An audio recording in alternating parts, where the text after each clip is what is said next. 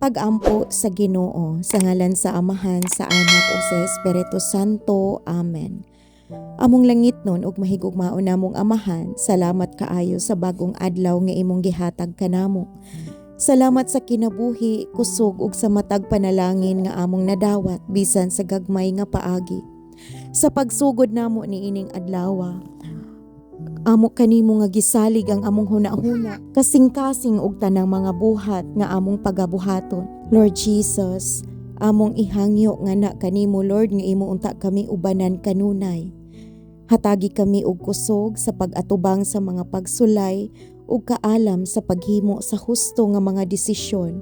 Sa dihang kapoy na ang among lawas ug hunahuna, pahinumduman mo unta kami nga anaa ka kanunay aron mutabang ug mopalig-on kanamo. Amahan namong mahigugmaon, panalipdi ang among pamilya ug mga mahal namo sa kinabuhi sa tanang matang sa peligro. Hinaot nga mapuno sa gugma, panagiusa ug pagsinabtanay ang among panimalay.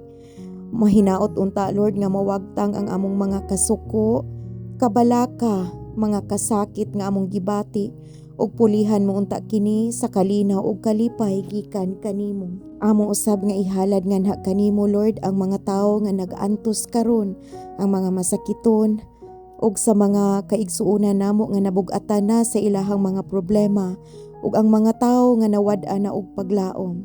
Hinaot nga imo silang hatagan ug kalig-on sa ilahang kaugalingon ug hatagan mo unta sila og paglaom Lord ug tabangan mo unta sila nga masulbad ang ilahang mga problema. Gamita kami isip instrumento sa imong gugma aron makatabang ug makahatag og pagdasig sa uban. And Lord, nagasalig kami sa imong maayong plano alang sa among kinabuhi. Bisan unsa man ang mahitabo karong adlaw, padayon unta nga magpuyo sa among kasing-kasing ang pagtuog, pagsalig nganha kanimo. Salamat sa imo ang walay kinutuban nga gugma ug panalangin nga among nadawat matag adlaw. Amen. Sa ngalan sa Amahan, sa Anak ug sa Espiritu Santo. Amen.